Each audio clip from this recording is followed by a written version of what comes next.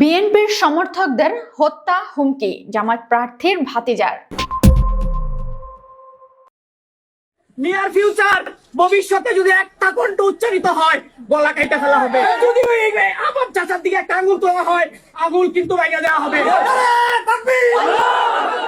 নেত্রকোনা ৩ আসনে জামায়াতে ইসলামের প্রার্থী খায়রুল কবির নিয়োগের উপস্থিতিতে বিএনপির সমর্থকদের গলা কেটে নেওয়ার হুমকি দেওয়ার একটি ভিডিও সামাজিক যোগাযোগ মাধ্যমে ছড়িয়ে পড়েছে। গত মঙ্গলবার নেত্রকোনার কেন্দুয়া উপজেলার বঙ্গবাজারে এক প্রতিবাদ সমাবেশে জামায়াত প্রার্থীর ভাতিজা জাকারিয়া নিয়োগী এই হুমকি দেন। অভিযুক্ত জাকারিয়া নিয়োগে জেলা জামায়াতের কর্মপরিষদের সদস্য এবং এ আসনের প্রার্থী খায়রুল কবির নিয়োগের চাচাতো ভাই রায়হান নিয়োগের ছেলে।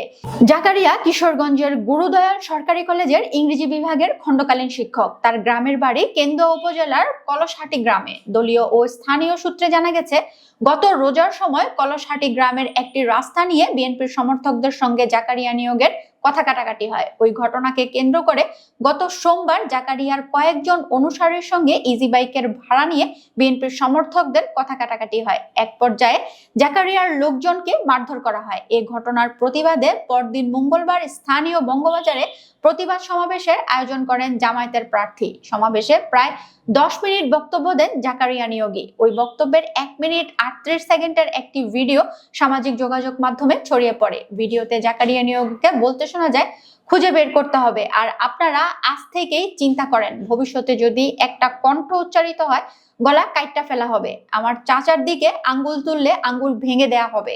এ বিষয়ে জাকারিয়া নিয়োগী বলেন, আমাকে সহ আমার আত্মীয় স্বজন ও লোকজনদের উপর বিভিন্ন সময় নির্যাতন চলেছে, তাই আমি প্রতিবাদ সমাবেশে বক্তব্য দিয়েছিলাম। আমার বক্তব্যের খণ্ড অংশ প্রকাশ করা হয়েছে, সেখানে আমার অশোভন কথাগুলো শোনা যাচ্ছে। তবে যাই হোক, এই ধরনের বক্তব্য দেওয়া আমার ঠিক হয়নি। আমি আমার রাগকে সংযত করতে পারিনি, সেজন্য আমি সবার কাছে দুঃখ প্রকাশ করছি। জামায়াতের প্রার্থী খায়রুল কবির নিয়োগী বলেন, জাকারিয়া আবেগের বশবর্তী হয়ে এই মন্তব্য করেছেন। তার এমন মন্তব্য করা ঠিক হয়নি। সে দলের কেউ নয়, তাকে শাসিয়েছি, এজন্য আমি বিভিন্ন জায়গায় দুঃখ প্রকাশ করেছি। বিএনপির প্রার্থী ও জেলা বিএনপির সাধারণ সম্পাদক মোহাম্মদ রফিকুল ইসলাম হিলালি মুঠোফোনে বলেন, হুমকির বিষয়টি নিয়ে আমি ও আমার সমর্থকেরা নিরাপত্তাহীনতায় ভুগছি।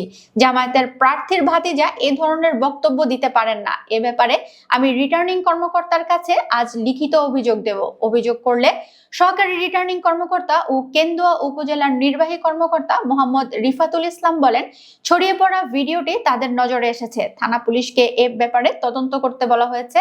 লিখিত অভিযোগ পেলে আইনগত ব্যবস্থা নেওয়া হবে।